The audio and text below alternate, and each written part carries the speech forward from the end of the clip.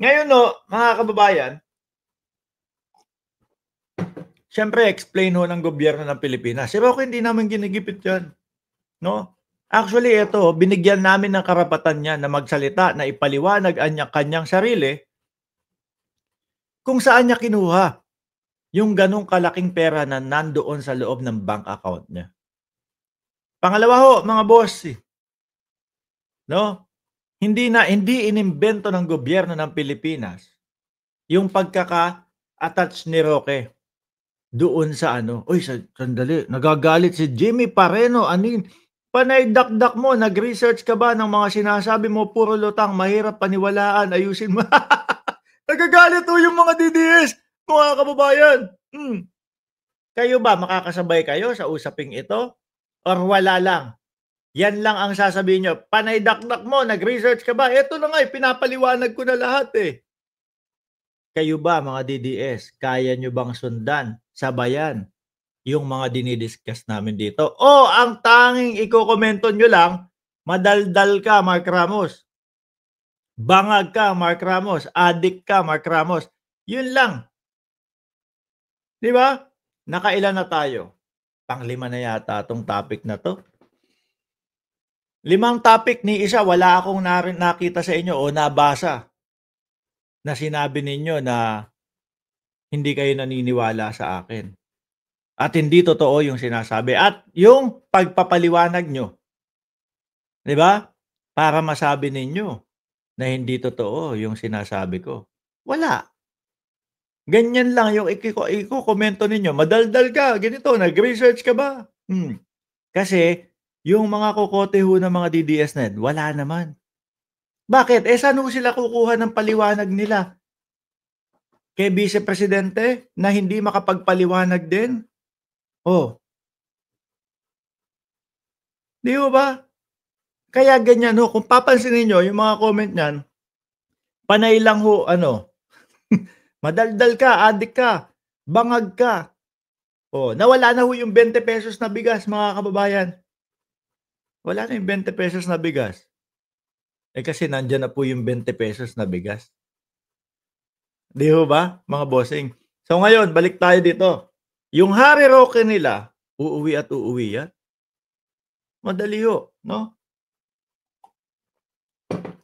Pag naipasa na, naisumite na nung mga ng gobyerno ng Pilipinas, yung mga dokumento na si Harry Roque, eh, kaya naman nai-connect yan sa Pogo, nakita yung kanilang mga dokumento sa loob. Dun nga nabuko yung travel companion. 'Di ho ba? Dun nabuko yung travel companion nila ni Roque. Magtuturukan ho ng insulin siguro dahil sabi ni Roque, siya daw ho ay may diabetes. Baka masyado silang sweet kaya nagka-diabetes. O pangalawa, mga bank account, 'di ho ba? Pangalawa, mga bank accounts ho, mga kababayan, ni Roque at ni AR de la Serna, joint account. 'Di ba nga kaya na-question doon sa Kongreso? Ano sabi ng mga congressman, ang nagjo-joint account lang po yung mga mag-asawa, mag-jowa, o magnanay, magtatay, magkapatid. Mag-ano po ba kayo? Pangatlo, in-check, huli doon sa bahay, sa Benguet.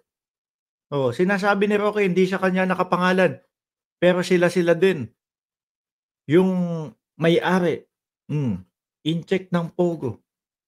Kaya hindi po nila masasabi na gawa-gawa lang ho ng gobyerno ng Pilipinas yang Pogo na yan. At makikita po, baka ipakita pa, eto po yung ginawang ano, yung ginawa pong hearing doon sa Kongreso, 'di ba, Janelle Van der Herst, ito po, 'no, yung ginawang hearing sa Kongreso, binigyan po siya ng karapatan para magpaliwanag sa kanyang sarili at nagyabang po siya na meron siyang dokumento na ipapakita.